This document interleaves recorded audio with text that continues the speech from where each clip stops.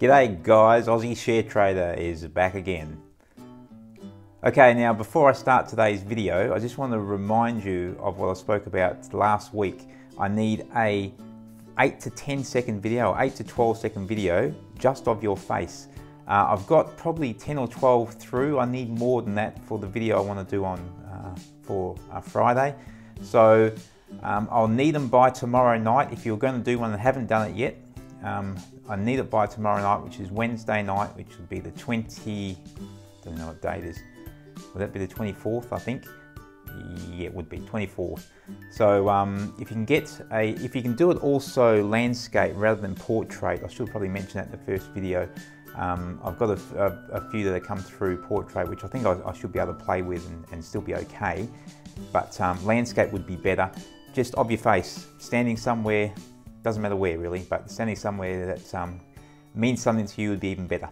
Okay, so for today's video, I got a Facebook message from a young guy named Ibrahim who asked me about a company that he was interested in. Now, I get quite a lot of those sort of messages. People ask me about this company and that company, which is great because that's what I like to do. So I'm always happy to get them. But what I thought I'll do is just for Ibrahim's sake and anyone who's interested, I thought I'd just turn the camera on and just sort of video myself just as I have a look at a business from scratch. So a business I've never heard of before, and just go through and as I talk to myself basically about what's going on and how I slowly sort of start to make a picture in my mind of what the company is all about. As you may notice, this isn't rocket science. Obviously I recommend fundamental analysis over technical, but what you may realize from this is I'm not a forensic accountant. I'm just looking for some basic numbers in the tax return, and then trying to just build a little bit of a picture for myself of whether this is a healthy company or whether this is just another cash burner. Okay guys, I am going to have a look at the share. I had a request on Facebook from Ibrahim to have a look at a share called NUH is the code. I can't remember what they're actually called, but anyway, we'll just I just want to show you basically what I do when I come across a share and I want to have a look. This is how I start the process. Just kick things off. So I'm in ComSec. I use that. No particular reason. It's what I'm used to. I'm not saying it's the best. There may be better, but I know where everything is and everything I need is here. So I'm happy to use them. Now I just NUH, type in the code. There it is, Nuheara Limited. Apparently they do hearing aids or something similar. So we'll find out. Okay, so there they are. They're currently 6.9 cents. Interesting chart. Oh, looks like they're up there. 12, 13 cents at one stage and da-da-da. Anyway, I don't look at the charts first. Not a lot there to look at. So the first thing I'll do is I'll go to company research. I'll click on that and I'll have a look at the company info and I'll look at the company wrap. And this gives me a bit of information about what's been happening. So that's it there, the Morningstar research. So first of all, we have a little look at the business summary. They were formerly Wild Acre. Oh, they're West Australian. That's a good thing. Also San Francisco. Technology. Okay, let's read this. Operating via a set of wireless earbuds and the Nuheara smartphone app, Nuheara will provide users with the ability to augment hearing based on their personal preferences, while simultaneously enabling connectivity to voice-enabled smart devices such as televisions and other Internet of Things devices. At the heart of its business, Nuheara is building proprietary hearing technology platform that combines unique speech augmentation software with spatial directionality and placement, Bluetooth connectivity and app software components. Nuheara commences commercial production of IQ Bud after testing and approval by this certification body of IQ Bud's product. Okay. Yeah, so they're making buds somehow that connect by Bluetooth to devices. Okay.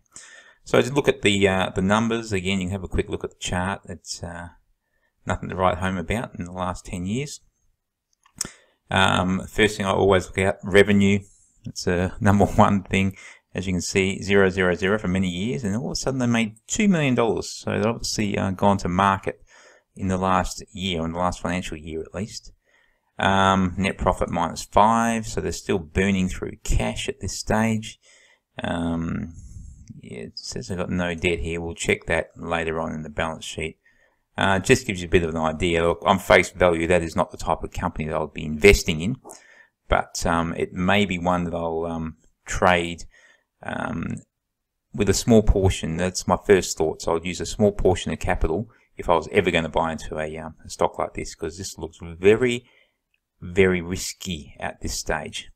Okay, so that's that. Nothing too much there. You can have a look here. The market cap, 45 million, so it's a small business, and there's 647 million shares out there currently. So that's quite a lot. Okay, so now next thing I'll look at is the announcements. And what I do here, I just go for the last 9 months, and I open them all. Internet's a little bit slow because I'm using my phone, because I still have no internet. So I'm just hotspot through my phone at the moment. Okay, so then we just have a look down here. Appendix 3B, that's normally they're issuing new shares from memory. I don't normally get to some options to companies' incentive schemes, so just employee options. We'll maybe come back and look at that stuff later. It's not the most important stuff at this point. We can look, here's something that looks of interest. I'll start here, quarterly report. Okay. Look, I'd normally read through that, so hang on. So they've raised $9 million. That's something of interest. Okay, well, it looks like they're progressing. Yeah, look, I'll normally read this a bit more thoroughly, but I won't do it here and now because I'll be here for hours otherwise. Press coverage, corporate and finance, capital raising, total of 9 million raised. Net proceeds will be used to fund the working capital necessary to continue support. Okay, evolutionary product developments, broadening the product platform. Okay. See, one of the problems with these small companies is they're cash burners. They keep placing shares to investors, and then they burn that cash, and they go back to the investors, get more cash, then burn that. I'm not saying this company is one of those, but it's very common, and they promise a lot and never actually deliver. But anyway, let's just keep looking. Nothing of interest here. Okay, so quarterly report. Okay, so this is up to the 30th of September, so it's a little bit old data, but just interesting. You see they brought in 864,000 in revenue from customers. Product manufacturing, 1.6 million. Staff costs, 1 million. So they burnt through just in that one quarter. Operating activities, they burnt through $2.6 million. What's this from investing? Intellectual property. Okay. Okay, well, 631,000 net cash. Okay, proceeds from shares. So they got the 9 million in. They had to pay out a little bit transaction costs. So they got 8.64 million net there. So they started off with 3.4 million at the start of the quarter. They burnt through that. Got that. So now at the end of the quarter, lucky that they did that capital raising, or they would have had very little. So they've got 8.761. Okay, so now let's have a look what they're going to do next quarter. Okay. Estimated cash flow. This is something to look out. So in the next quarter, they're going to burn through 4.85 million in cash. Now they had 8.761, and they bought in, what did they bring in the last quarter? 864,000. So basically they're saying they've got enough cash to last them 6 months if they don't start selling soon. Okay. So there we go. We know they're burning cash. Interesting. Okay, so let's just go back. There's plenty more here to read, which I will come back to. But let's go all the way down and look at the annual report, see what this has to say. Okay, so what have we got here? Okay, pleased to prevent. Look, there's lots of words here. I'm not going to read them all now. I normally would pay a bit more attention to what the managing director is saying, but just I don't want to make this a 3-hour video, so we just skip through that. And let's scroll down and have a look at the numbers. Let's see what's been going on with the business. Da da da. Da da da. Oh, here we go. Okay, so for last year, the last financial year, they brought in 2.5 million. Cost of sales 3.1. Okay. Anything there? Total expenses 4.8. So there's your there is your $5 million loss for the year.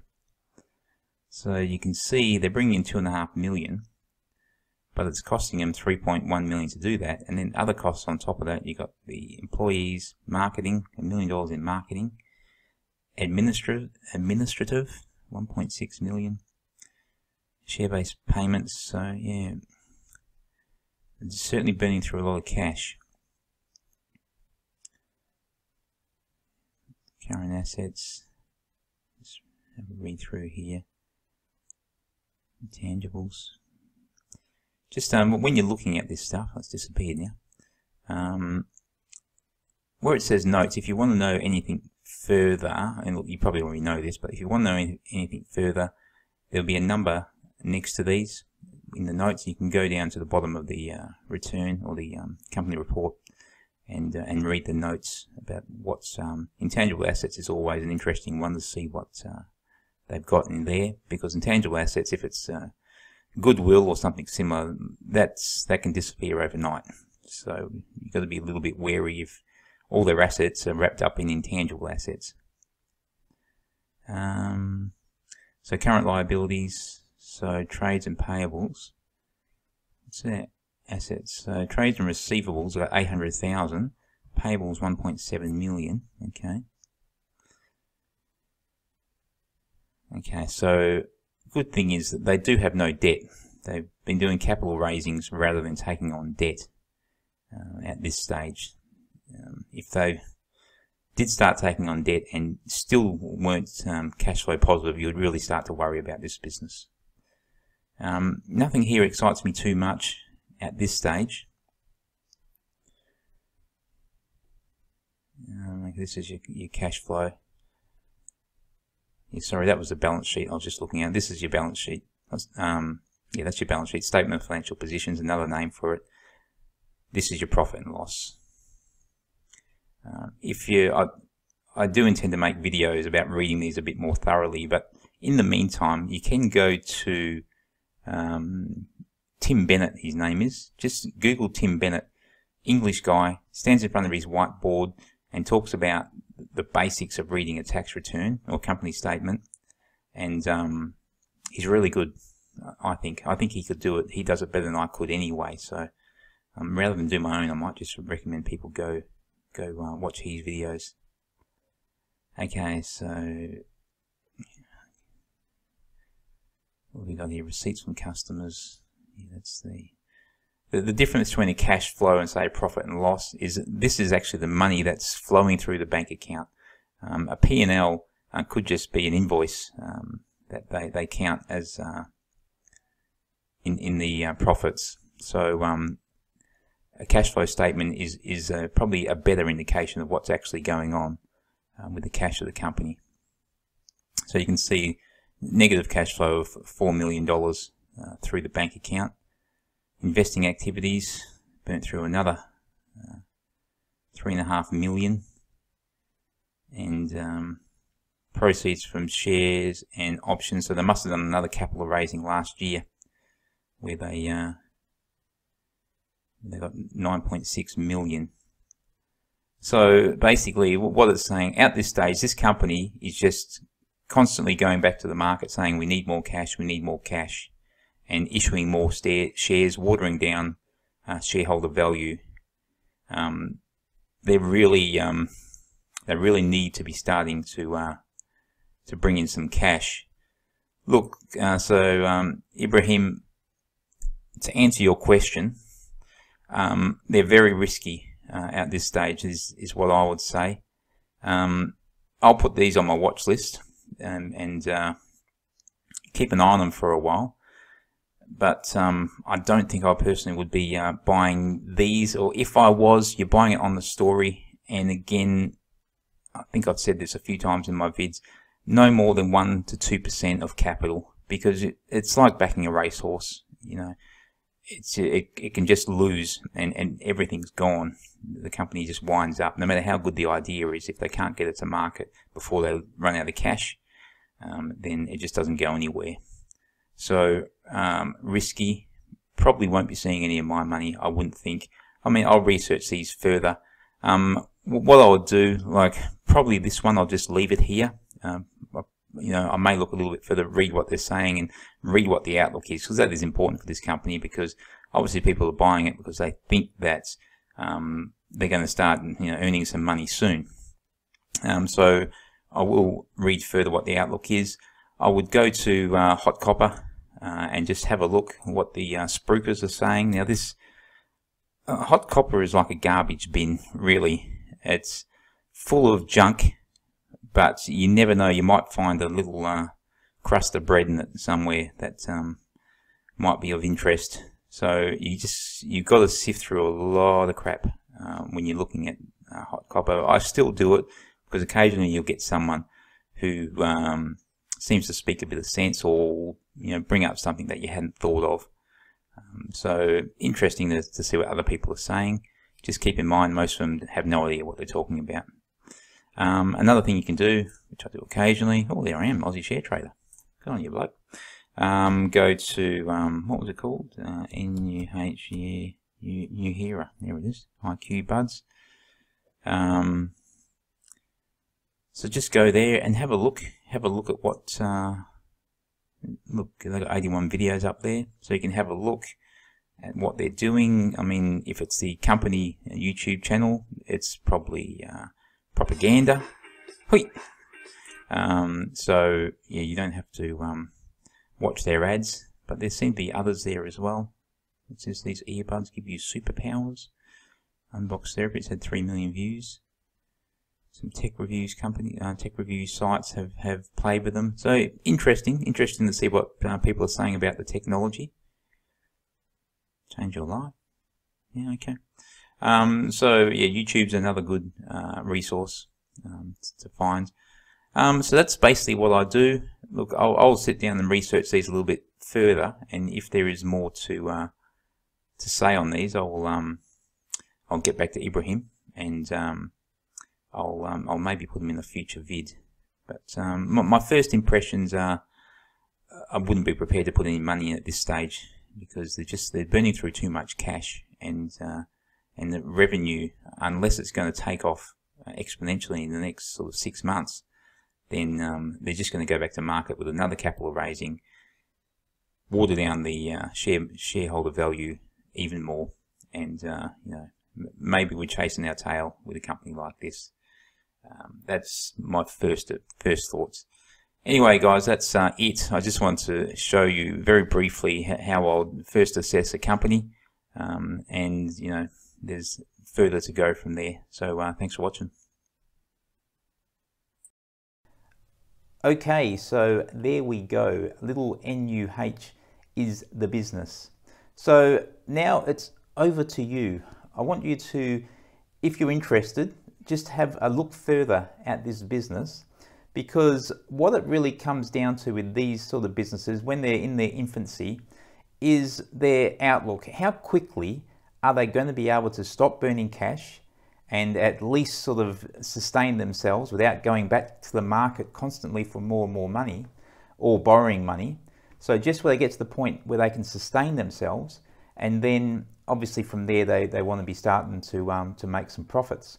Now, if you want to, you can have a look at this particular business, and we'll make this our little project, and just see if you can come up with a timeline of when you think, or if this business ever starts to make money, when you think that it will, and then you can sort of start to put a value on what the company might be worth. Because as you can see, they've gone to the market constantly over the last few years for more and more money, and it looks as though if they don't start making some sales, some bigger sales fairly soon, they're going to have to go back to the market, maybe August, September again this year. So go through all the announcements that are coming out, see what you can find. Like I said, you can watch those YouTube videos, have a look at the technology, and come up with your best case of whether this company will actually be in profit, or will be earning enough to sustain itself before it has to go back to market again. Okay, thanks guys. I hope the video was educational or interesting for you. I think what I want people to get out of this is that it isn't rocket science. It's, I'm a high school dropout.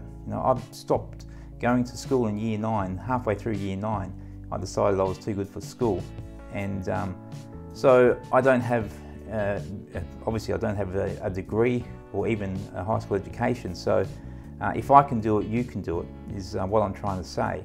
And when you sort of learn to just fundamentally look at a few numbers, I feel like you start to trade with your eyes wide open. Because, I mean, you can do your charting as well, but for me that comes last. So you sort of get a good picture about the company, and then you start to look at the chart, see if you can find a nice entry point. So if you can understand the fundamentals and you can understand the technical, you're sort of trading with your eyes wide open, as I like to say, and your chances of success really do skyrocket. Anyway guys, thanks for watching. I'll see you again hopefully on Friday.